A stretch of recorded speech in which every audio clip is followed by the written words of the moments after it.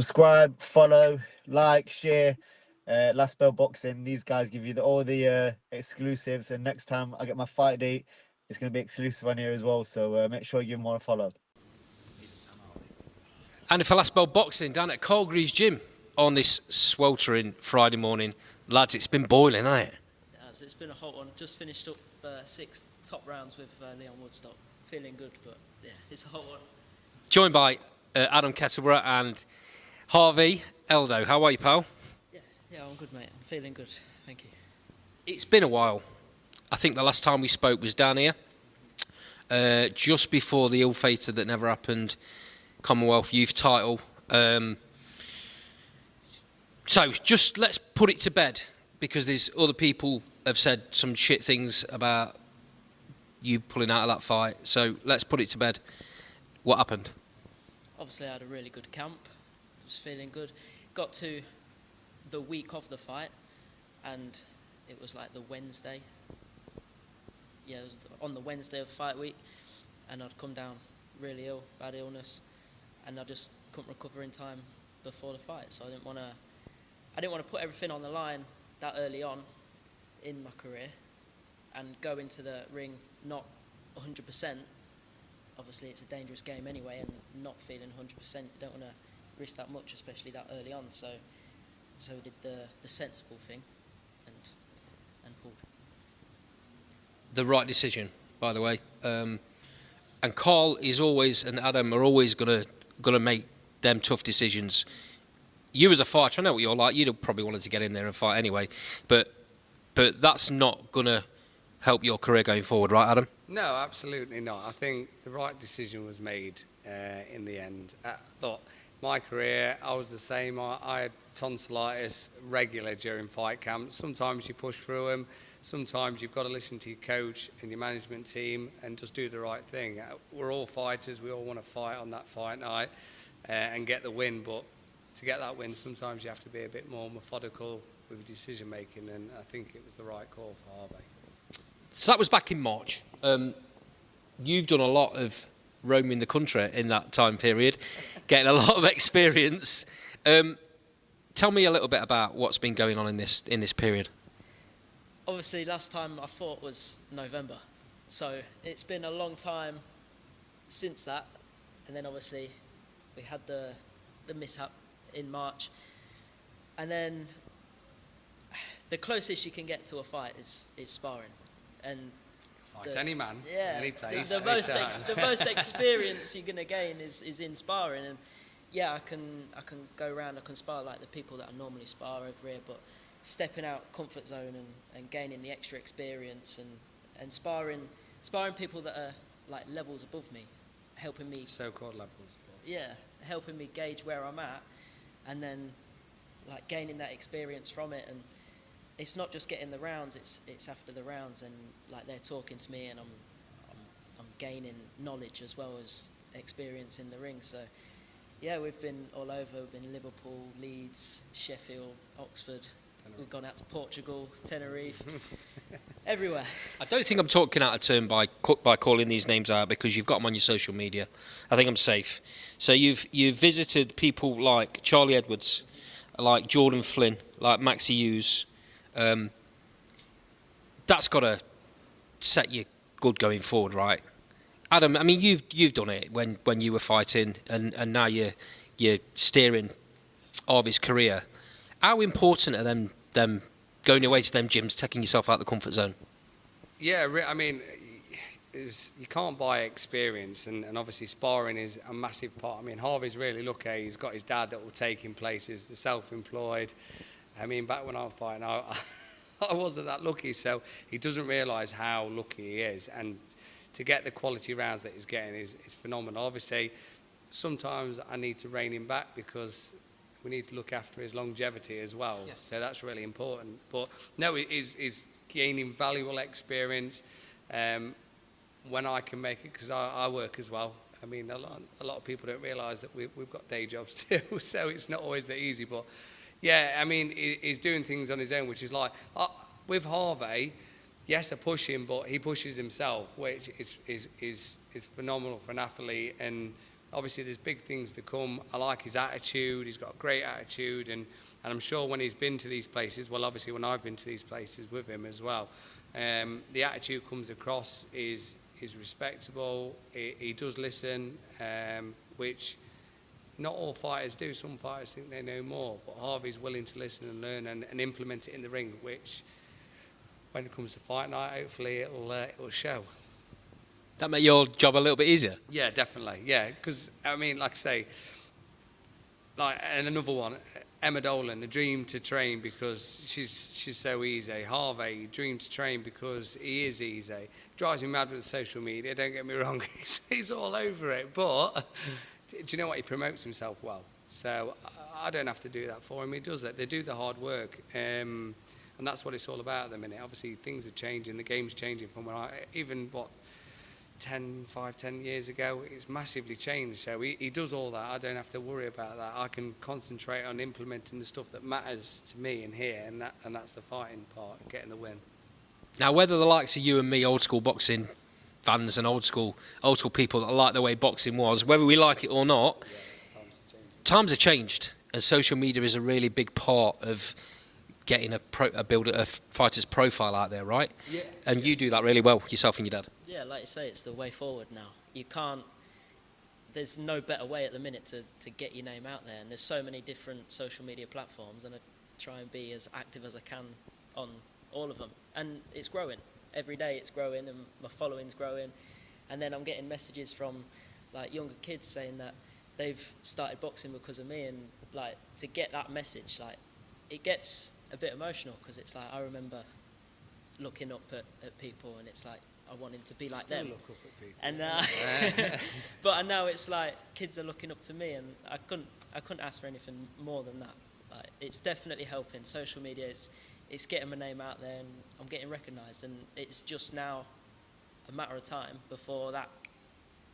Yeah, switches. I notice it because I train. I'm an amateur coach as well as a professional coach, and my son boxes, and Ethan does look up to the likes of Harvey, and that they are. Have you seen Harvey's TikTok? And so it's definitely a thing. I mean, I don't use TikTok and never have done, but I get it. It's something that you need to be on to promote yourself. If you've not got a big promotion team behind you, and you're having to do it yourself, then yeah, do it. Do you know what I mean? It's free advertisement, and it is a way to get. Obviously, a lot of people know Harvey. I mean, all the kids that come to the amateur classes, they talk about Harvey. They say, "Oh, do you train Harvey?" I'm like, "Yeah." And, oh, wow, he's this, that, the other. I don't even realise because I'm not on it, but maybe I should have been. Maybe I should have done it a bit more. But obviously, Harvey's definitely leading the way in that sense. Okay, down to business.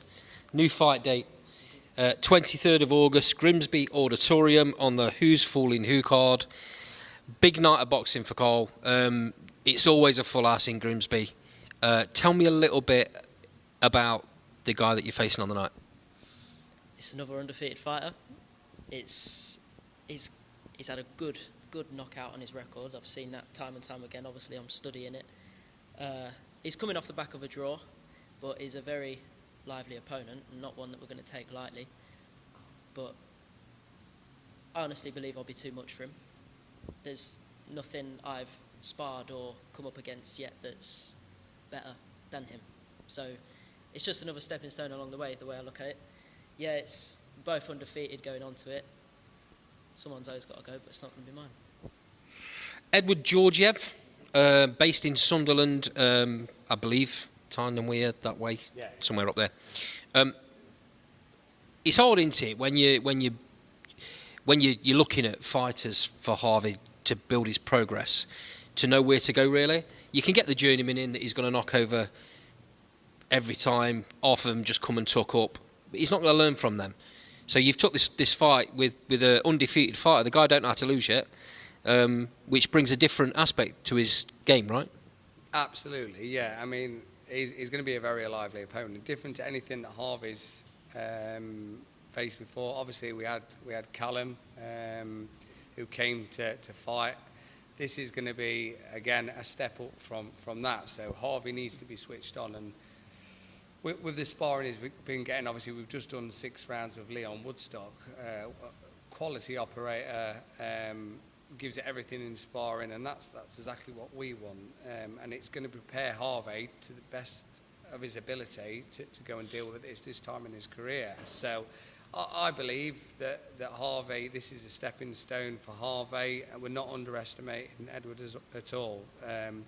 He's going to be lively, it's going to be a good fight, but I've all my faith in Harvey from what I see from sparring. Okay, Harvey comes through this fight, and I'm sure you'll have conversations afterwards, but have you got a kind of map planned out as to where you want to see Harvey going in the next year? Not that I've sat down and thought. Obviously, yeah, it'd be nice to. I mean, Carl's the man that's going to map it out, and he'll have the conversation with me and Harvey. I'm in the same frame of mind as Carl. It'd be nice to do it the traditional way, where we do go for the Midlands, the English, the British. I mean, there's nothing to stop Harvey from reaching them heights. From what I can see this early on. Harvey's amateur career, what was it, about 50-50 career? Yeah, amateur. So it was a 50-50 career. So he came to us at 18? Just turned 19. Just turned 19. Yeah. So young. And did we think he was going to adapt to the pro game as well as he had? Probably not. So that hard work and determination just shows how well he is doing. And yeah, I just think he's got something. He's going to be turning a few heads. I've not seen Harvey since the last time I came down here, March, just before that last interview. Saw a bit of sparring that day, and I've seen this 6 rounds today with, like you've said, Leon Woodstock, 10 years in as a pro, 20 fights under his belt, lots and lots and lots of experience with some really big fighters that have gone on. Kakachi, as you've just said, has gone on to do massive things. Leon's very experienced. Those rounds with people like that, and then the chat that you had in the corner with him just then, it's invaluable. But I've noticed a massive improvement in Harvey in that short time period. It's only a few months, but I've seen a complete difference in him and the way he approaches his opponents in the ring. Obviously, the majority of that is down to what you're doing with him, but is the experience he's gaining out in other gyms helping as well? Yeah, I think so, yeah. Obviously, you're out your comfort zone, aren't you, when you go into a different gym. So the more he does that, the more he'll be used to it. And then hopefully when it comes to these big nights under the lights and the cameras, then it will be a new experience, but hopefully he'll deal with it with the experience he's gaining from going to these other gyms to sparring these top names. And they are top names. If you go in there with that confidence and you're sparring someone like Charlie Edwards and you're holding your own, or you go in there and spar Leon Woodstock and you're holding your own and you're doing well, then that's got to do loads for your confidence. We don't want an arrogance, we want a confidence. So when he comes up against a big name, he knows he's not out of his depth, and hopefully we can just put to the back of our mind that he's in the cameras and we do what we do best. He's a great pressure fighter. He's also got skill, and he does carry power, really developing his power at the minute as well. So yeah, there's definitely big things, and sparring is helping. But like I say, you don't want to overdo it. No, baby steps, right? Yeah, absolutely. Yeah, of course. Okay, lads, it's always a pleasure chatting. Yeah. Just before we go, just talk to me about how important the people that are around your sponsors that take the pressure off, really, more than anything else. How important are they? Do you want to give them a shout out as well? Yeah, of course. Obviously, you already touched on it. I'm in a very, very lucky position to have the parents that I've got. Obviously, being self-employed as well, we could just shoot off, we can go sparring wherever. There's never been a moment where Dad has said, no, that's too far. Tools down on the job. Yeah, we've travelled like nearly 4 hours away just for 6 rounds.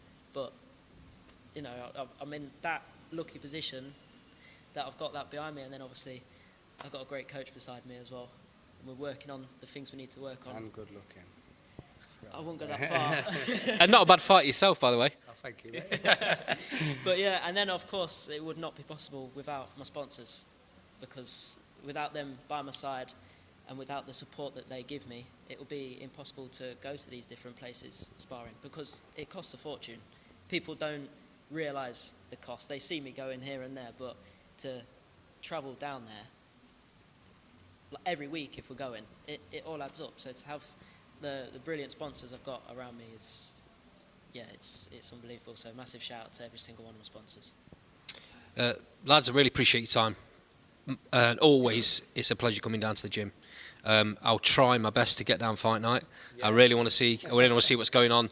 Great headliner as well for an area title. So, thank you very much. We'll call it a day there, and I'll see you soon. Thank you very much. Thank you very much, mate. Thank you. Take care.